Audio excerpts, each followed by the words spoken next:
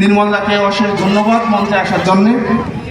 তো আজকের যে হিন্দুস্তান, সেই হিন্দুস্তানে হিন্দুদের অবস্থা কি, কেমন তারা আছে, আজকে 2010 সালে দেগঙ্গা আমরা বারাসাতে যারা আছি, বিশেষ করে বাংলাদেশ থেকে মুসলমানের লাক্ষে অত্যাচারে আমরা এখানে পলায়িত, মাথা গোজার ঠাই বারাসাত এবং উত্তর চব্বিশ পরগনার বিভিন্ন প্রান্তে হয়েছে।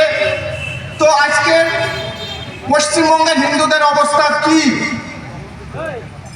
পদ্মশ্রী বীর সন্ন্যাসী স্বামী কার্তিক মহারাজ, স্বামী প্রদীপ্তানন্দজি মহারাজ তার লেখনীর মাধ্যমে প্রকাশ করতে চাইছেন তার সেই লেখা বই বাঙালি হিন্দুর উত্থান, সমস্যা, সংঘর্ষ, সমাধান।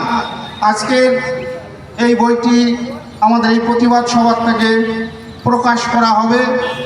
আপনারা সকলেই উঠে দাঁড়াবেন, আমরা স্বামীজিদের মাধ্যমেই বইটি প্রকাশ করব। আর এই বইটি প্রকাশ করার জন্যে জাতীয়তাবাদী লেখক, হিন্দুত্ববাদী লেখক শ্রী দেব চক্রবর্তী সেই কুচবিহার থেকে এখানে এসেছেন। সেই দেবদা বইটি সম্পর্কে দু চার কথা বলবেন। দেবদাকে আমি মাইক্রোফোন দিচ্ছি, আপনাকে বইটি সম্পর্কে দু একটি কথা বলার। ভারত মাতা কি জয়। উপস্থিত সাধু সন্তজন এবং আমাদের দর্শক যারা আছেন সকলকে শ্রদ্ধা। অতি সংক্ষিপ্ত আকারে এই বইটি নিয়ে বলছি। এই বইটি মহারাজের বলা যে কথা, যে ভাবনা, পশ্চিমবঙ্গের বাঙালি হিন্দু আজকে চরম বিপদে পড়ে আছে। বাঙালি হিন্দুর একটি হোমল্যান্ডের দরকার ছিল, একটি নিজের রাজ্যের দরকার ছিল। এরকম একটি পরিস্থিতিতে ভারত কেশরী ডক্টর শ্যামাপ্রসাদ মুখার্জি প্রায় একক লড়াইয়ে আমাদের জন্য একটি জমি দিয়ে গিয়েছিলেন। সেই জমির খণ্ডটি পশ্চিমবঙ্গ। সেই পশ্চিমবঙ্গে আজ আমরা আবারও এমন এক পরিস্থিতির মুখে পড়েছি, আমাদের এই জমি আমাদের হাতে হয়তো থাকবে না। এই যে একটা অমানিসার অন্ধকারে ঘিরে ধরেছে আমাদের জাতিকে, আমাদের জাতিসত্তাকে, সেই প্রত্যেকটা অন্ধকারের পরে যেমন একটি ভোরের আলো, একটি প্রকাশ আসে, একটি সকালের আশাতে আমরা দিন গুনি, তেমনভাবেই বাঙালি সমাজ দিন গুনছিল। কেউ আসুক, কেউ এসে আমাদেরকে পথ দেখাক। আমাদের মধ্যে ক্ষমতা আছে ইহুদি হয়ে ওঠার, আমরাও পারি ইসরায়েলের মতো রাস্তা তৈরি করতে। যদি অনুশীলন সমিতি করতে পারি, যদি যুগান্তর করতে পারি, যদি আমার ঘর থেকে ক্ষুদিরাম আসতে পারে, যদি আমার ঘর থেকে নেতাজি সুভাষচন্দ্র বোসের জন্ম হতে পারে, তাহলে আমরা সব পারি। কিন্তু আমরা যে পারি, আমাদের এই আত্মবিশ্বাস হারিয়ে দেওয়া হয়েছে। এই হারিয়ে দেওয়া আত্মবিশ্বাসকে খুঁজে পাওয়ার জন্য আমাদের দরকার ছিল একজন মহামানবের, যিনি এসে আমাদেরকে পথ দেখাবেন কিভাবে আমাদের লড়াই করতে হবে।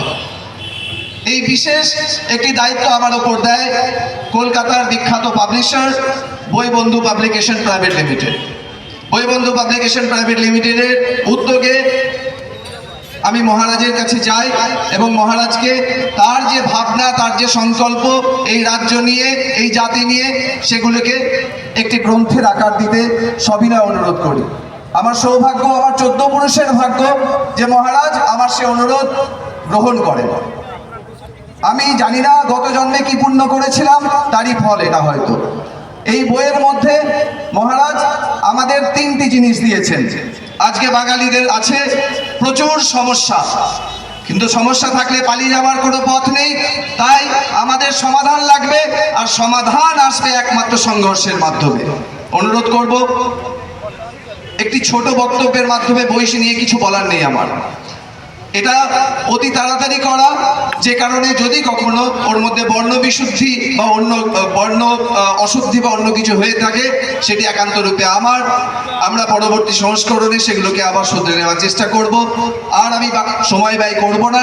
আপনাদের সকলকে অনুরোধ করব, পশ্চিমবঙ্গে বাঙালি হিন্দু যদি মাথা তুলে বাঁচতে চায়, তার পথ কি হতে পারে, তার রাস্তা কি হতে পারে, সেটা দেখিয়েছেন পদ্মশ্রী স্বামী প্রদীপ্তানন্দজি মহারাজ, যাকে আমরা কার্তিক মহারাজ বলে জানি। আপনারা সকলে বইটি সংগ্রহ করুন এবং বইটি সংগ্রহ করার জন্য এখানকার উদ্যোক্তাদের সঙ্গে যোগাযোগ করতে পারেন, অথবা 26-2 Surya Sen street, college street, Kolkata 9, Boibondhu publication private লিমিটেডের সঙ্গে যোগাযোগ করতে পারেন। ধন্যবাদ।